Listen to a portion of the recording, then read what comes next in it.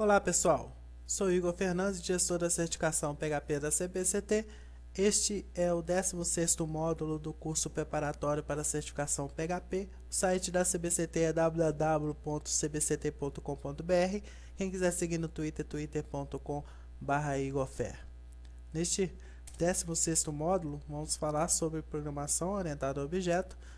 Um exemplo de setando um objeto e a respeito de visibilidade de métodos e atributos, que é para proporcionar um melhor encapsulamento para a classe. Então aí está exemplo de como setar um objeto. Passamos o código de getSet no módulo anterior, agora nós vamos usar esse método getSet. Lembrando que o getSet não é para classe, é para quem vai utilizar aquela classe. Então eu tenho a classe aluno, vamos supor que eu não estou no arquivo aluno.php, eu estou em outro arquivo, eu estou no aluno controle aluno.php, no outro arquivo qualquer. Então eu quero utilizar aquela classe aluno, quero utilizar aquele arquivo aluno. Então a primeira linha, eu crio uma instância, então eu estou criando um objeto aluno, e esse objeto aluno, quando eu acabo de criar essa instância, esse objeto vem vazio. Aí eu preciso de colocar informação dentro daquele objeto para aí sim poder chamar um método, por exemplo, fazer matrícula. Porque fazer matrícula vai precisar daquelas informações para fazer a matrícula do aluno. Então eu tenho que setar primeiro as informações, colocar dentro do objeto as informações. Então está aí na próxima linha, na linha 2 aí, objeto aluno. Dentro do objeto aluno chama o método set. Nós vimos no módulo anterior que o método set tem dois parâmetros. O primeiro parâmetro é o atributo, o segundo parâmetro é o valor. Então, no primeiro parâmetro eu vou mandar a string nome e no segundo parâmetro eu vou mandar a string do conteúdo, que é João da Silva. Faça a mesma coisa para a linha de baixo com o telefone, setei o telefone também.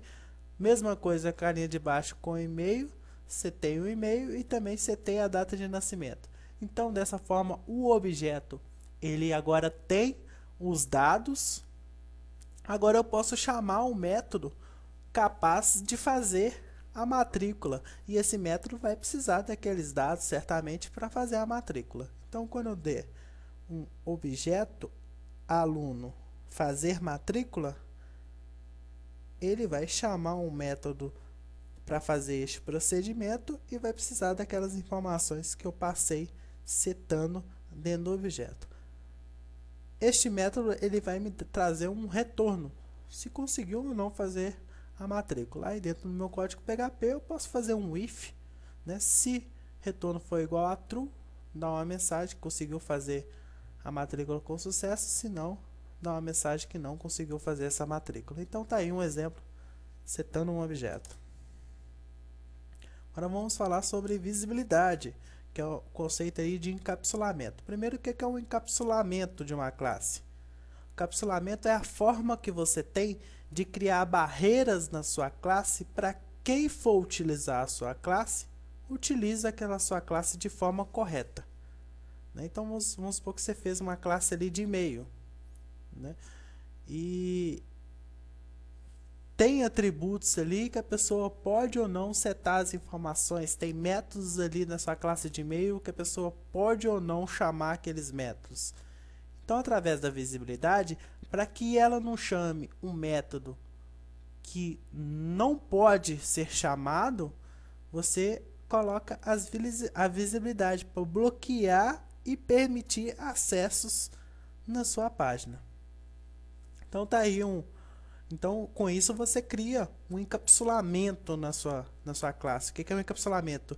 Criar barreiras na sua classe para que ele só consiga manipular as informações ali dentro da sua classe, passando informações ou chamando métodos ali de forma correta. Então, a primeira visibilidade é o sinal ali da adição, que é o public.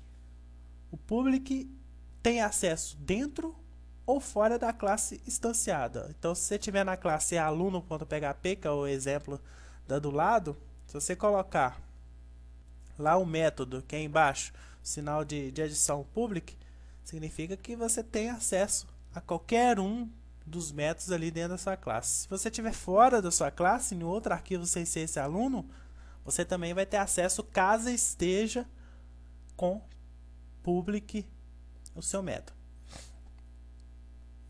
Outro é protegido, acesso dentro da classe ou pelas classes dependentes, que são as heranças. Então, fora da classe você não tem como, somente se aquela classe for herança da que você está programando.